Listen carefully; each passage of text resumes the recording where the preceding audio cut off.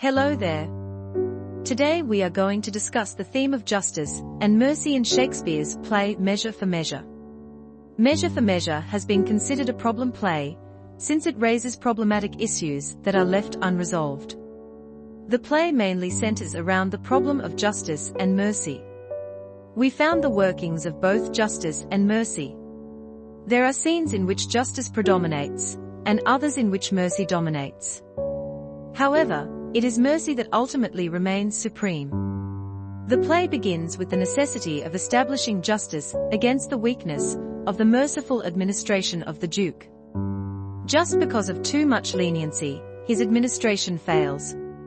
Angelo, the king's deputy, gradually revives all the dead laws.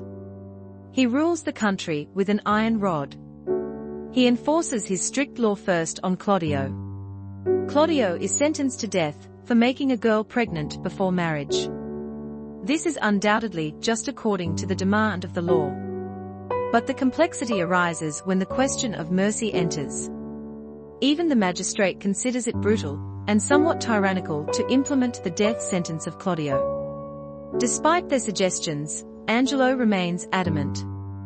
He proves himself impartial when he says he was ready to take the same punishment, committing the same crime. The problem climaxes with Isabella entering the scene with her famous and brilliant speech on mercy. Justice and mercy are brought face to face.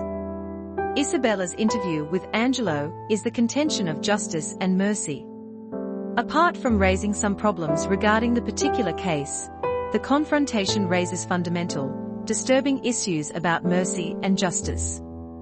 Some conflicts brought out by this are the conflict between law and humanity. Angelo respects the demand for justice, and Isabella represents the need for mercy. Isabella recognizes the demands of justice, but her fascination is with the greatness and divine beauty of mercy. She says that mercy is a noble quality and more fitting symbol than a king's crown, a mayor's sword, a military commander's baton, a judge's robe, as a symbol of authority. In Angelo's statement, Claudio is a forfeit of the law, so he can do nothing. Isabella promptly refers to the original sin as forfeiture of all humanity, and Christ's mercy as the only redeeming method. She further says that Claudio is not the only man to commit the offense, so Angelo should show pity. Angelo says that his punishment is a pity for others.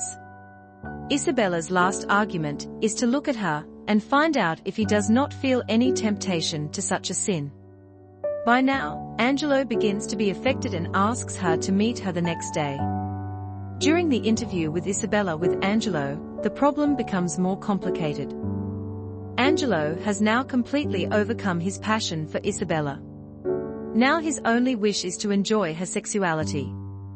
He openly proposes that she surrenders her virginity as a price for obtaining a pardon for her brother. Now, the issue is far from Isabella's part, a conflict between chastity and the desire to save her brother's life, while for Angelo, it is a conflict between justice and lust. Isabella is ready to save her chastity even at the cost of Claudio's life, while Angelo is ready to possess her at the cost of anything. At this point, both mercy and justice disappear in their conflict. Justice along with mercy backs with the presence of the Duke. He saves Claudio's life, takes away authority from Angelo, and is sentenced to death for killing Claudio. However, he is exempted from death, as Claudio's presence disproves his guilt of murder.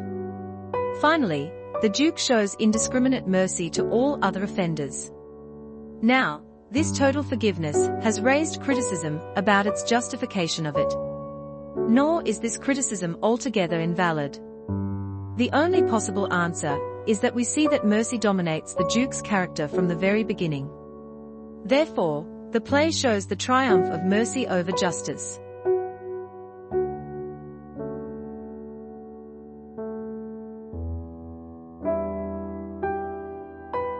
To stay connected, subscribe and hit the bell icon to get notified.